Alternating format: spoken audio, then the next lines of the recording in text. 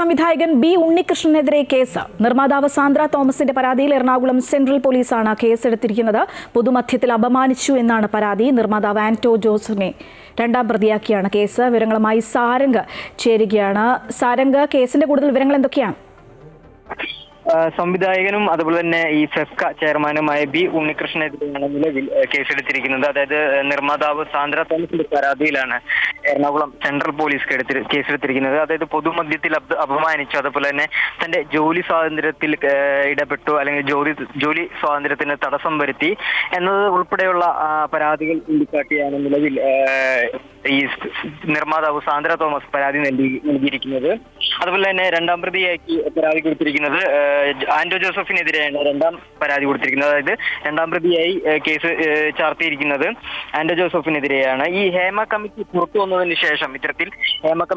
വന്നതിന് ശേഷം ഈ മൊഴി നൽകിയതുമായി ബന്ധപ്പെട്ട തർക്കത്തെ തുടർന്ന് ബി ഉണ്ണികൃഷ്ണൻ അപമാനിച്ചു എന്നാണ്, അതായത് വൈരാഗ്യ ബുദ്ധിയോടെ തന്നെ അപമാനിച്ചു എന്നാണ് പ്രധാനമായും പരാതിയിൽ പറയുന്നത്. അതുപോലെ തന്നെ സിനിമാ മേഖലയിൽ നിന്നും മാറ്റി നിർത്താനുള്ള ശ്രമങ്ങൾ ഈ ബി ഉണ്ണികൃഷ്ണന്റെ ഭാഗത്തു നിന്നും ഉണ്ടായി എന്നും സാന്ദ്ര തോമസ് പരാതിയിൽ പറയുന്നുണ്ട്. അതായത് ഈ റിപ്പോർട്ടുകൾ വന്നതിന് ശേഷം ഈ നിർമ്മാതാക്കളുടെ സംഘടനയുടെ യോഗത്തിൽ വെച്ച് തന്നെ ലൈംഗികമായി അധിക്ഷേപിച്ചു എന്ന പരാതിയിൽ ഈ നിർമ്മാതാക്കളുടെ സംഘടനയിലെ ഭാരവാഹികൾക്കെതിരെ കേസെടുത്തിരുന്നു.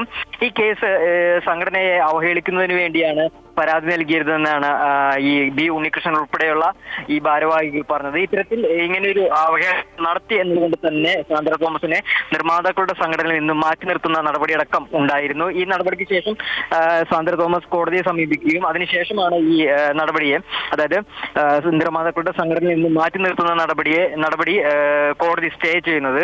എന്തിനായാലും ഇപ്പോ നിലവിൽ ഈ ഇത്തരത്തിൽ സംവിധായകനും അതുപോലെ തന്നെ ചെയർമാനുമായുള്ള ബി ഉണ്ണികൃഷ്ണനെതിരെയാണ് ഒന്നാം പ്രതിയാക്കിയാണ് നിലവിൽ കേസെടുത്തിരിക്കുന്നത്. അന്വേഷണം മറ്റു കാര്യങ്ങളും എറണാകുളം സെൻട്രൽ പോലീസ് സ്റ്റേഷനിലാണ് നടക്കുന്നത്.